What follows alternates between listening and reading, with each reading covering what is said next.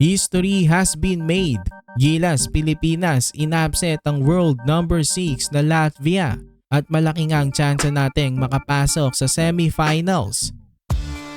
So Gilas Pilipinas inupset ang world number 6 na Latvia. Pinaniwala nga tayo ng Gilas na kaya naman pala natin makipagsabayan sa mga malalakas na koponan ng Europe. Ang panalo nga na ito ng Gilas ay sobrang sarap, sobrang espesyal dahil first win ito ng ating national team sa isang European team since 1960.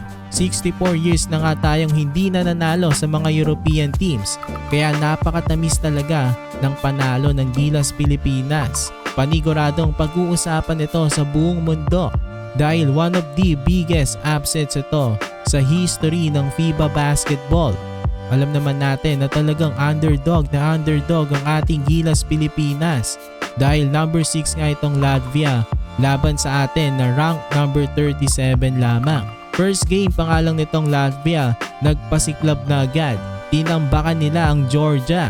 Wala talaga masyadong nag-aakala na mananalo tayo. Pero ginulat nga ng Gilas ang buong mundo. From the start pa lang ng game, na-exploit agad ng Gilas ang weakness ng Latvia. Ang kanilang interior defense ay nahirapan agad sa mga bigs ng Gilas. Pinag-aatake agad nila Kai Sotto at Junmar Fajardo ang painted area. Lumamang nga agad ang Gilas ng double digits at grabe yung tira ni CJ Perez. Buzzer beater sa first quarter. Kinontrol nga ng Gilas ang buong game. Kada gagawa ng run at magpapakaba ang Latvia, may sagot naman palagi ang Gilas Pilipinas. At sa fourth quarter nang struggling ang Gilas Pilipinas makakuha ng puntos, nag-take over na naman si Justin Brownlee. Binuhat na naman nga niya ang Gilas. Pamatay sunog sa kanyang mga baskets including yung end one from beyond the arc.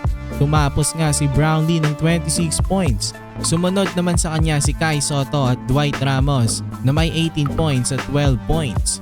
Mamaya nga may laban ulit ang Gilas kontra sa Georgia. Kapag nanalo ang Gilas Pilipinas, matik na pasok na rin sila.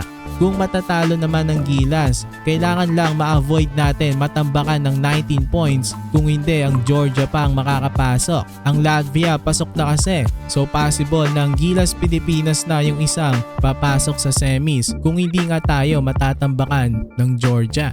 So again, congrats sa ating Gilas Pilipinas. Worth it mga kabakets ang ating pagpupuyat.